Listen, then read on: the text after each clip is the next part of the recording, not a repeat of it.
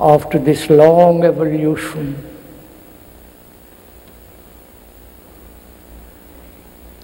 during that period, we have gathered immense experience, knowledge,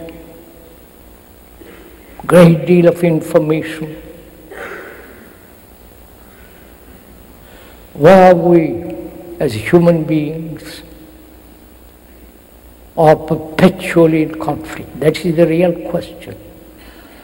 Because when there is no conflict, there is naturally peace. And man, that includes the woman, please. When I use the word man, I'm not shutting out the woman. Don't get excited about it. No, one may point out, don't get angry, irritated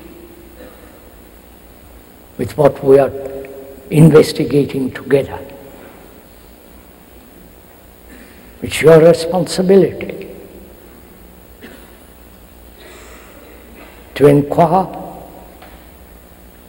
not merely intellectually, verbally, but with your heart, with your brain, with all your being, and find out why we are what we are.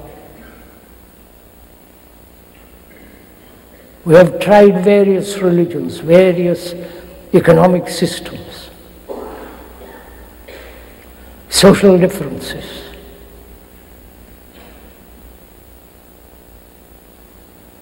And yet, we live in conflict. Can this conflict in each one of us end completely, not partially, not occasionally? This is a very serious question. It demands a serious answer. Not it's possible or not possible, but to inquire into it very deeply. Why human beings, including you, the speaker perhaps, live in perpetual conflict, problems, divisions? Why we have divided the world into nationalities, religious groups, social behavior and all the rest of it?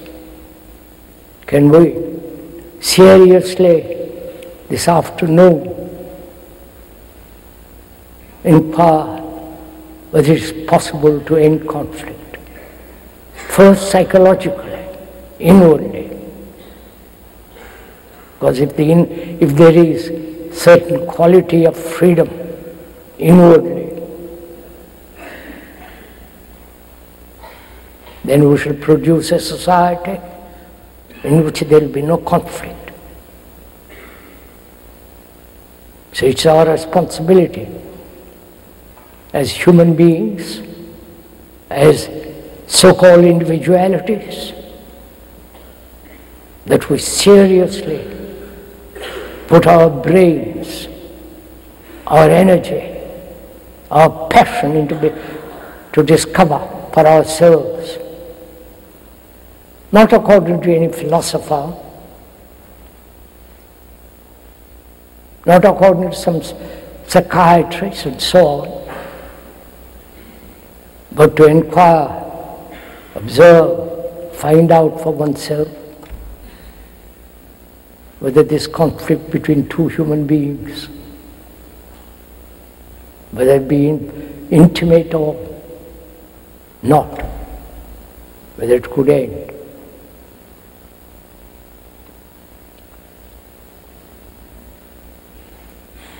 What is conflict? Why have we lived with conflict? Why have we problems. What is a problem? Please inquire with the speaker this question: what is a problem? Etymological meaning of that word means something thrown at you. A problem is a challenge, something you have to answer. But if you begin to inquire into the whole nature of a problem,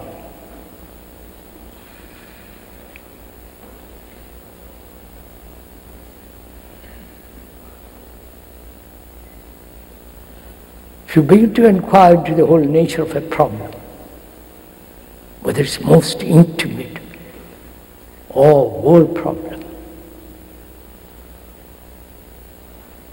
as we said, the meaning of that word etymologically means something propelled, something thrown at you. I wonder if we have noticed from this question of problem, when you are a child, you're sent to school. There, you have a problem of writing, problem of mathematics, problem of history, science, chemistry, and all the rest of it. So from childhood, we are trained to have problems.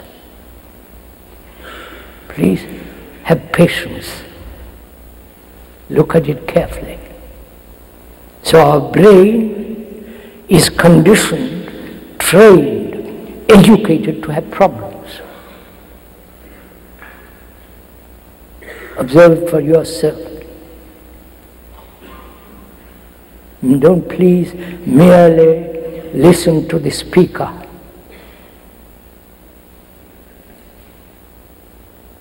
We are together investigating, looking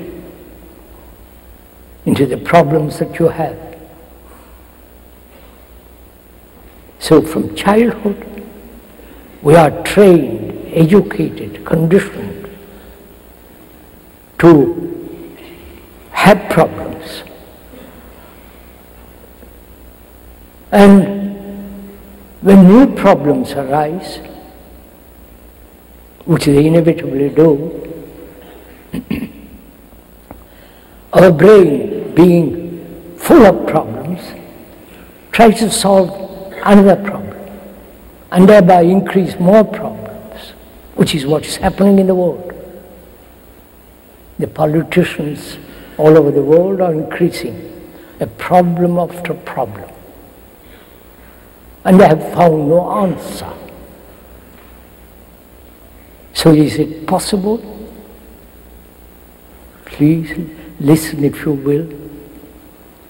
Is it possible to have a brain that is free from problems so that you can solve problems? Not a cluttered brain full of problems.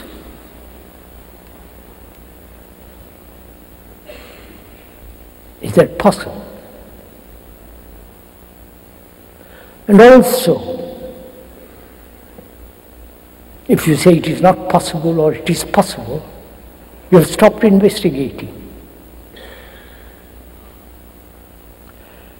What is important in this inquiry is that one must have a great deal of doubt.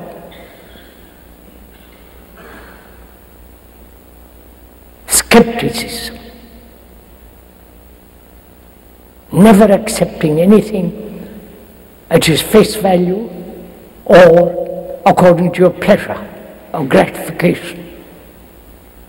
This life is much too serious.